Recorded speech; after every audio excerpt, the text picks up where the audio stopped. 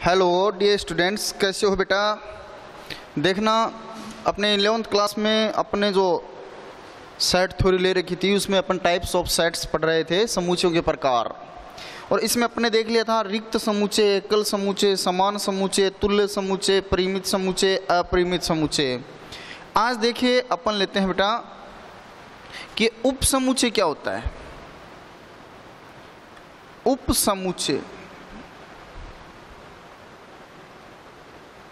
जिसको बोलते हैं सबसेट, ठीक है, सबसेट। बोर्ड पे देखना ध्यान से कि सपोज करो अपने पास कोई एक अरिक्त समुच्चय U है। अरिक्त मतलब जो रिक्त नहीं है, जो खाली नहीं है, यानी इसके अंदर आपको अवयव मिलेंगे बेटा। मान लो अपने पास ये कोई U एक समुच्चय है, इसके अंदर अपने पास ये अवयव हैं। क्लियर। ये 8 अवयव लिए हैं अपने, 1 2 3 4 5 6 7 8। अब अपने पास कोई एक समुच्चय है A, कोई एक समुच्चय और है A, और इसमें ये अवयव है बेटा 2 3 5। एक मान लो अपने पास ये समुच्चय B है, इसके अंदर ये अवयव हैं 0 1 और 3। क्लियर। अब यहाँ आप देख रहे हो कि ये जो A है ना, इसमें जो अवयव हैं 2 3 और 5, ये तीनों अवयव आपको समुच्चय U में भी मिल रहे हैं 2 3 और 5। यानी अपन यूं कह सकते हैं कि समुच्चय A के सभी अवयव, सारे अवयव समुच्चय U में मिल रहे हैं। तो सुनना मेरी बात, अगर किसी एक समुच्चय के सभी अवयव किसी दूसरे समुच्चय में विद्यमान हो तो उस समुच्चय को उसका उपसमुच्चय कहते हैं। आप ऐसे याद रखो, देखो उपसमुच्चय क्या बोलते हैं, सब सेट। यानी ये सब, मैं ये सब किसको बोल रहा हूँ, इनके सारे मानों को, सारे अवयवों को। ये सब इसमें सेट है, यानी इसमें है, इसमें विद्यमान है। तो ये A है, ये समुच्चय इस U का उपसमुच्चय हो गया। और उपसमुच्चय का जो संकेत होता है वो ये होता है बेटा, इसको बोलते हैं सबसेट। क्लियर। तो अपन यहां क्या बोलेंगे कि समुच्चय A है,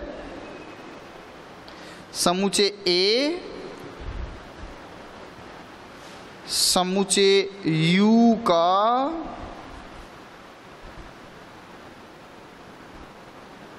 उपसमुच्चय है। क्लियर। अब इसको अगर अपन गणित की भाषा में लिखे शॉर्ट रूप में, तो देखो कैसे लिखेंगे, एज ए सिंबल कि A सबसेट U, कि A के सभी अवयव सेट है U में, यानी A के सारे अवयव U में विद्यमान हैं। तो अपन कहेंगे A है और U का उपसमुच्चय है। तो दोबारा देखना बेटा, इसकी क्या परिभाषा हुई उपसमुच्चय की, कि कोई एक समुच्चय A, एक बार नाम ले लेते हैं अपन, कि कोई एक समुच्चय A किसी दूसरे समुच्चय U का उपसमुच्चय होगा। यहाँ U की जगह आप B भी ले सकते हो, कुछ भी संकेत ले सकते हो, बट आप जो भी 2 समुच्चय के बारे में बता रहे हो उनका नाम ले लो, कि कोई एक समुच्चय A, कोई भी हो सकता है, किसी दूसरे समुच्चय U का उपसमुच्चय होगा यदि A के सभी अवयव, यदि A के सारे अवयव उस U में विद्यमान हो। इसको अपन इस संकेत से दर्शाएंगे और पढ़ेंगे A subset U, A U का उपसमुच्चय है। क्लियर। फिर देखिए बेटा, क्या इस B के सारे अवयव U में विद्यमान हैं। देखना, 0 है इसमें, नहीं है, 1 है इसमें, नहीं है, 3 है इसमें, नहीं है। तो क्या आप ये बताओ, ये B है, इसके सारे अवयव इसमें सेट हैं, क्या इसमें विद्यमान है, नहीं है। तो अपन कहेंगे कि ये जो B समुच्चय है ये U का उपसमुच्चय नहीं है। क्यों नहीं है, क्योंकि इसके सारे अवयव U में विद्यमान नहीं है। तो अपन यूँ कहेंगे B does not subset U, कि B है वो U का सबसेट नहीं है, इसका उपसमुच्चय नहीं है। तो इसको इस संकेत से अपन दर्शा देंगे। फिर देखना बेटा, मेरी बात सुनना ध्यान से आप, कि ये जो u मैंने लिखा है, अगर मैं ऐसा ही एक दूसरा समुच्चय u ही और ले लेता हूं, 1 2 3 4 5 6 7 8, अपन यूँ समझ रहे हैं ये अलग है ये अलग है, मतलब दोनों अलग अलग लिया अपने, लेकिन इसमें जो मान है वो कि वो इसमें है, तो इसका मतलब ये और ये सेम टू सेम ही हो गए। अब आप ये बताओ बेटा, क्या इसके सारे अवयव इसमें हैं? बिल्कुल हैं। तो अपने यहाँ से ये निष्कर्ष निकालते हैं, ये रिजल्ट अपने पास आया कि कोई भी जो समुच्चय होता है, कोई भी समुच्चय उठा लो आप, उसके खुद के सारे अवयव तो खुद में विद्यमान हैं ही। भाई u की अगर मैं बात करूं और ये कहूं क्या u के मान u में विद्यमान है? बिल्कुल हैं। क्या a के मान a में ही विद्यमान है? बिल्कुल हैं। क्या b के मान b में विद्यमान है? बिल्कुल हैं। तो आप यहाँ ये बताओ, अपन ने ये कहा था कि किसी एक समुच्चय के सभी अवयव यदि दूसरे समुच्चय में मिलें तो उसको उस दूसरे समुच्चय का उपसमुच्चय कहते हैं। तो इसका मतलब ये आया कि कोई भी समुच्चय है वो खुद का उपसमुच्चय भी होता है। कोई भी समुच्चय या प्रत्येक समुच्चय स्वयं का उपसमुच्चय भी होता है और वो स्वयं के समान भी होता है। तो उस सिचुएशन में जैसे u है, u का उपसमुच्चय है लेकिन ये समान समुच्चय भी है, तो इसको इक्वल एंड सबसेट टू के सिंबल से शो कर लेंगे। इक्वल और सबसेट, इक्वल यानी ये नीचे की जो लाइन है तो बराबर का संख्या दर्शा रही है, ये सबसेट यानी उपसमुच्चय। ठीक है, तो प्रत्येक समुच्चय खुद का उपसमुच्चय भी होता है, और जो प्रत्येक समुच्चय खुद का उपसमुच्चय होता है ना, यानी इसको खुद को छोड़कर बाकी इसके उपसमुच्चयों की बात करें तो बेटा वो सिर्फ इसके उपसमुच्चय होते हैं, इक्वल नहीं होते हैं। ऐसे उपसमुच्चय को अपन उचित उपसमुच्चय बोलते हैं। उचित उपसमुच्चय, कैसे समुच्चय को बोलते हैं उचित उपसमुच्चय? कि प्रत्येक समुच्चय खुद का उपसमुच्चय होता है, लेकिन खुद का उपसमुच्चय होने के साथ साथ वो समान समुच्चय होता है। इसको छोड़कर बाकी इसके जो भी उपसमुच्चय बनेंगे उनको इसके उचित उपसमुच्चय बोलेंगे, जिनमें यहाँ इक्वल का निशान नहीं आएगा। अब बात अपन ये करते हैं कि किसी समुच्चय के उपसमुच्चय कैसे बनाएं, ये देखना बोर्ड पे ध्यान से।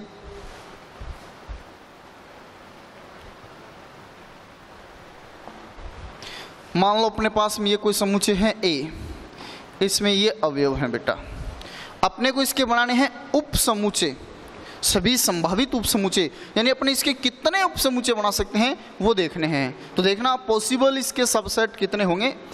अब मेरी बात सुनना, मैंने बताया था कि प्रत्येक समुच्चय खुद का उपसमुच्चय होता है, और एक जो फाई होता है ना, फाई रिक्त समुच्चय जिसमें एक भी अवयव नहीं होता, वो भी प्रत्येक समुच्चय का उपसमुच्चय होता है। तो बेटा एक तो फाई है, ये सभी समुच्चयों का उपसमुच्चय होगा। एक प्रत्येक समुच्चय खुद का उपसमुच्चय होगा। ये दो बात आपको ध्यान में रखनी है। इसके बाद में देखना, एक तो फाई हो गया, फिर अगर मैं इस अवयव एक को अकेला ले लूं, फिर दो को अकेला ले लूं, इनके समुच्चय बनाते जाऊं। देखो आप कहोगे सर इसका समुच्चय बनाया तो नहीं, आपने इसके बराबर में नाम तो बिल्कुल ले सकते हो। जैसे मैंने b बराबर ले लिया 1, तो ये जो समुच्चय इसके अंदर अवयव 1 है ये इसमें मिल रहा है ना, तो ये इसका क्या हो गया बेटा उपसमुच्चय। अपन ने समुच्चय बना लिया 2, फिर बना लेंगे 3, सबको एक एक बार लिख लिया।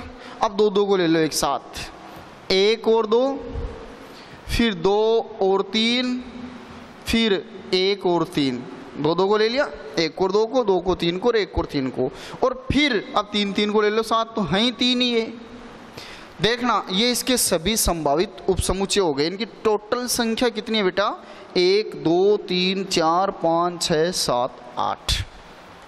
ये खुद का उपसमुच्चय है, और इसको और फाई इन सब को छोड़कर बाकी जो बचे हुए हैं वो अपने इनके अवयवों से बनाया है। खुद को तो यहाँ ले लिया, खुद का भी उपसमुच्चय, लेकिन बाकी जो उपसमुच्चय बचे हुए हैं ये इस समुच्चय A के उचित उपसमुच्चय हैं, जिनको केवल सबसेट के सिंबल से ही शो किया जाएगा, केवल इस संकेत से ही, और इसको अपन इस संकेत से दर्शाएंगे। क्लियर? तो बोर्ड पे देखना। बात अपन नेक्स्ट ये सीख रहे हैं अब कि किसी समुच्चय के टोटल उपसमुच्चय कितने बनेंगे ये अपन कैसे पता लगाएं। तो किसी समुच्चय के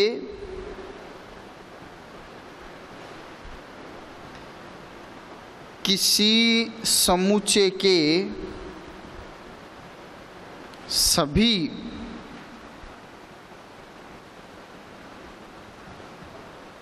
उपसमुच्चयों की संख्या, किसी समुच्चय के सभी उपसमुच्चयों की संख्या कितनी होगी? 2 की पावर n। किसी समुच्चय के सभी उपसमुच्चयों की संख्या 2 की पावर n होगी। उसके बाद में देखना यहाँ ये जो n है बेटा, ये क्या है? n है समुच्चय में उपस्थित अवयवों की संख्या। समुच्चय में उपस्थित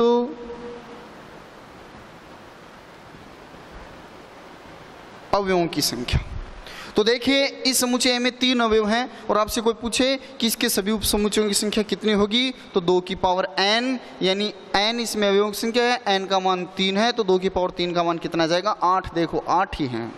फिर अगर अपन बात करें कि अपने पास एक समुच्चय A है, इसमें ये अवयव हैं A और B, बेटा इसके सभी उपसमुच्चय बनाओ कितने होंगे? तो बोर्ड पे देखना इसके उपसमुच्चय कितने होंगे। इसके उपसमुच्चय बोलो, सबसे पहले तो क्या आएगा? 5। ये सभी का उपसमुच्चय है। फिर इन सारे मानों को अपन एक बार लेंगे। A को एक बार ले लिया, B को फिर 2 बार लेंगे। अब हैं ही 2 ही, तो यही लिया जाएगा। कितने बने उपसमुच्चय? 4। इसका मतलब 2 की पावर n वाला फॉर्मूला यूज करो, n अवयवों की संख्या है 2 की पावर 2 बराबर 4। यह है इसमें बात। इसके बाद में अपन लेते हैं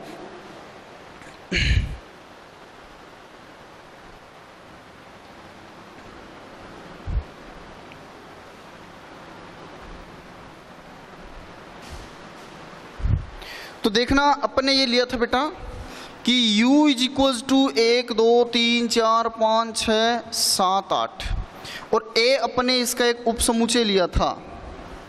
b में मैंने ये मान लिए थे 0 1 और 3। आपने लिखा था कि a u का उपसमुच्चय है और b u का उपसमुच्चय नहीं है। तो देखना बोर्ड पे ध्यान से, a के सभी अवयव u में विद्यमान है, तो a u का उपसमुच्चय हो गया। बेटा इस u को a का अधिसमुच्चय बोलेंगे। अधिसमुच्चय देखो इसके सब इसमें सेट हो दिए, इसके सब सेट हो गया। a तो इसका उपसमुच्चय हो गया और u के अधीन है, तो अपन u को इसका अधिसमुच्चय बोलेंगे। ऐसे में अगर बात करूं c की, कि मेरे पास एक समुच्चय c है और इसमें अवयव हैं 2 7 और 8। देखिए चेक कीजिए, ये तीनों मान भी आपको इसमें मिल रहे हैं। तो अपन इसको भी बोल सकते हैं कि जो c है वो भी u का उपसमुच्चय है और u c का अधिसमुच्चय है। पर अब यहाँ देखना बेटा, a के सारे मान भी u में मिल रहे हैं, c के सारे मान भी u में मिल रहे हैं, और ऐसा है कोई 1 2 समुच्चय मान लो और होता कि उनके सारे मान अगर u में मिल रहे हैं, तो a c और उन सारे समुच्चयों का, कौन सा का, जो अपने को 1 2, जैसे सपोज करो d और दे दिया अपने को, इसमें मान है 3 और 5, तो ये भी इसमें मिल रहे हैं। तो वे सारे समुच्चय विचाराधीन, यानी जिन पे अपन विचार कर रहे हैं, विचाराधीन वे सारे समुच्चय जिनके अवयव इस अकेले समुच्चय u में मिल रहे हों। विचाराधीन वे सारे समुच्चय जिनके अवयव इस अकेले समुच्चय u में मिल रहे हों, तो बेटा इन सारे समुच्चयों के लिए, विचाराधीन इन सारे समुच्चयों के लिए इस u को अपन क्या बोलेंगे? सार्वत्रिक समुच्चय।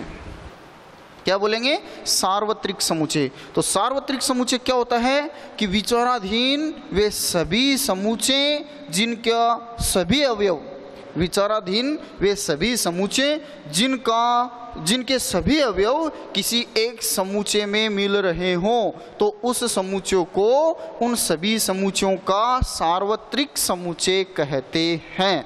ठीक है, ये था अपना उपसमुच्चय, अधिसमुच्चय और सार्वत्रिक समुच्चय।